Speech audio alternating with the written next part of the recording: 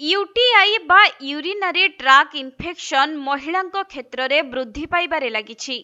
एहार अनेक कारण थाइपारे, किंतु संक्रमणर मुख्य कारण हेउछि जनि पीएच रो व्याघात किंबा पर्याप्त परिमाणर जलीय अंशर अभाव एवं गर्भावस्था मध्य एही समस्या अधिक देखा दिए।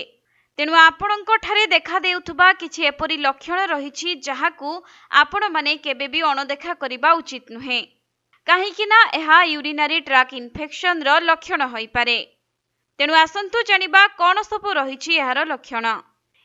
तेबे यूरिनारी ट्रैक इन्फेक्शन हेले केतेक साधारण लक्षण देखा देइथाय, जेपरिकी बारंबार परिस्रा लागिबा किंतु न हेबा, ज्वलन एवं कुंडेई हेबा, तଳ पेटरे जंत्रणा अनुभव हेबा एवं मूत्ररे फेण एवं दुर्गंध निर्गत हेबा। तेणु जदि बारंबार परिस्रा लागुछि एवं जीवा परे हेउ नाही, तेबे आपण यूटी संक्रमणर शिकार होई पारंती। वास्तव में जेतेबेले संक्रमण हुए जीवाणु ब्लडर चारि पाखरे जमा होई परिस्रा बाहर को जीवाकू दियंती नाही। जदि एपरि लक्षण देखा देउछि तेबे तुरंत डाक्तरंक सह परामर्श करंतु। सेहिपरि यूटी रे ज्वलन एवं कुंडेई हेबाकू अणदेखा करंतु नाही। आउ बारंबार जदि एपरि हेउथाय तेबे एहा इन्फेक्शन रो लक्षण होई पारे।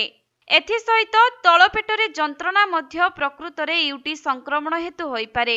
एही लक्षण साधारणतः यूरिनारी ट्रैक इन्फेक्शन रे ही देखा जाए।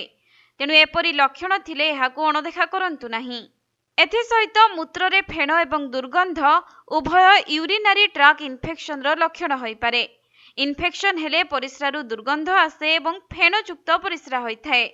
तेणु प्रारंभरू एही लक्षण प्रति ध्यान दियंतु, नचेत संक्रमण ब्लाडर रे पहुंची पारे। आउ जदि एपरि किछि लक्षण आपणक ठारे देखा देउथाय ताहाले निश्चित रूपे डाक्तरंक सह परामर्श करंतु।